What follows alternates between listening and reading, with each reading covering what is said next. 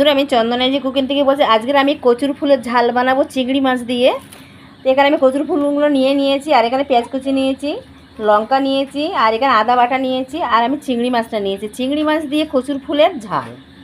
আর এখানে দেখো কচুর ফুলগুলো আমি কেটে নিয়ে নিয়েছি, আর একটু ছোটো ছোটো করে কাটবো। আর এখানে ভিতরে একটা ফুল থাকে, সেই ফুলটাকেও ফেলে দিতে হবে। এইটা ফেলে দিতে হবে, এটা না ফেললে খুব গাল চুলকায়, আর তার জন্য ওটা আমি ফেলে দিলাম। দিয়ে কচুর ফুলগুলো আমি নিয়ে নিয়েছি। কচুর ফুলগুলো ছোটো ছোটো করে কাটবো, কেটে আর আমি একটু সিদ্ধ করে নেবো। ওগুলো আমি ছাড়িয়ে নিয়েছি, আমি দেখার জন্য এগুলো রেখে দিয়েছি তিনটে, তাই দেখিয়ে দিলাম। এটাকে ফেলে দিতে হবে। আমি ছোটো ছোটো করে কেটে নিচ্ছি, এরকম ছোটো ছোটো করে কেটে নিতে হবে।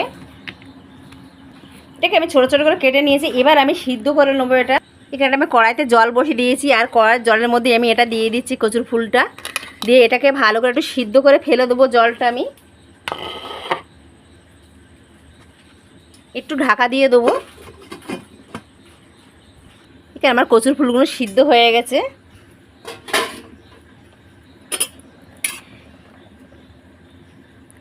পুরো সিদ্ধ হয়ে গেছে। এবার আমি এটা তুলে নেবো। এটা ভাজলে আরও সিদ্ধ হয়ে যাবে, একটু আছে, এটা হয়ে যাবে। তো আমি তুলে নিলাম, আর জলটাকে ফেলে দেবো সিদ্ধ করে। এটা সিদ্ধ করে আমি তুলে নিয়েছি। আমাদের গুল্লিটা বসে আছে, আমাদের ঈশানী বসে আছে। দেখো চেয়ারে একা একা উঠে যায়, এখন একটু বড় হয়ে গেছে। আগে তো খুব ছোট ছিল, এখন একটু বড় হয়ে গেছে, আর একা একা এখন উঠে যায়, খুব দুষ্টু হয়েছে। আমি কড়াটা বসিয়ে দিয়েছি, কড়াতে এবার তেলটাও দিয়ে দিচ্ছি। দিয়ে একটু গরম হলে আমি পেঁয়াজটাকে ভেজে নেবো ভালো করে, নিয়ে চিংড়ি মাছটাও ভাজবো। এখানে একটু আমি কালো জিরে দিয়ে দিচ্ছি, দিয়ে পেঁয়াজগুলো আমি ভালো করে একটু ভেজে নিচ্ছি।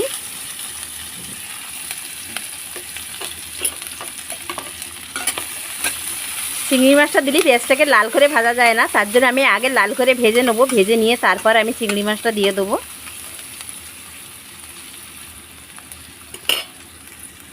এই পেঁয়াজগুলো আমি লাল করে ভেজে নিয়েছি, একটু আদাটাও দিয়ে দিচ্ছি।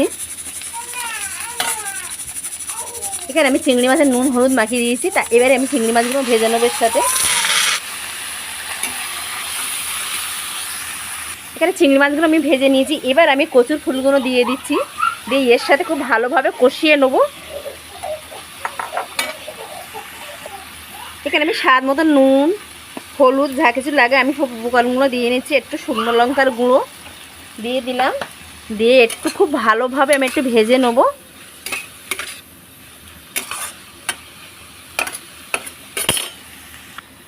এখানে একটু ঢাকা দিয়ে আমি কষিয়ে নিচ্ছি। এখানে অল্প একটু আমি চিনি দিয়ে দিচ্ছি, একটু চিনি না দিলে ভালো লাগে না। চিনিটা দিয়ে একটু নেড়ে দিচ্ছি, আর এটা আর একটু জল দেবো আমি, দিয়ে এটা একদম মাখা মাখা ঝাল হবে, বেশি ঝোল ঝোল হবে না। আর এই তরকারিটা খেতে খুবই ভালো হয়। এই কচুর ফুলটা দেশের দিকেই পাওয়া যায়, এটা গাঁটি কচুর ফুল হয়, গাঁটি কচুর যে ফুলটা হয় সেই ফুল এটা। এখানে সামান্য একটু জল দিয়ে দিচ্ছি আমি, বেশি জল দেবো না, এটা যেহেতু সিদ্ধ তরকারি।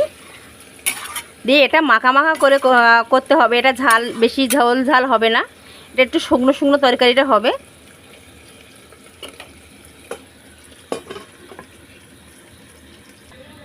এখানে তরকারিটা আমার হয়ে গেছে। এবারে আমি ঢেলে নেবো। আর দেখো এরকমই থাকবে চিংড়ি মাছের, কচুর ফুলের চিংড়ি মাছের ঝালটা এইরকম একটু মাখা মাখা রসা রসা শুকনো হবে। তো এটা হয়ে গেছে, আমি একটা বাটিতে তুলে নিচ্ছি।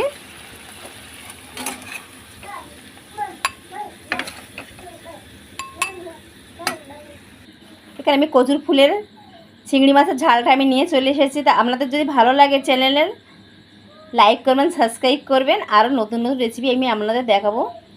নমস্কার।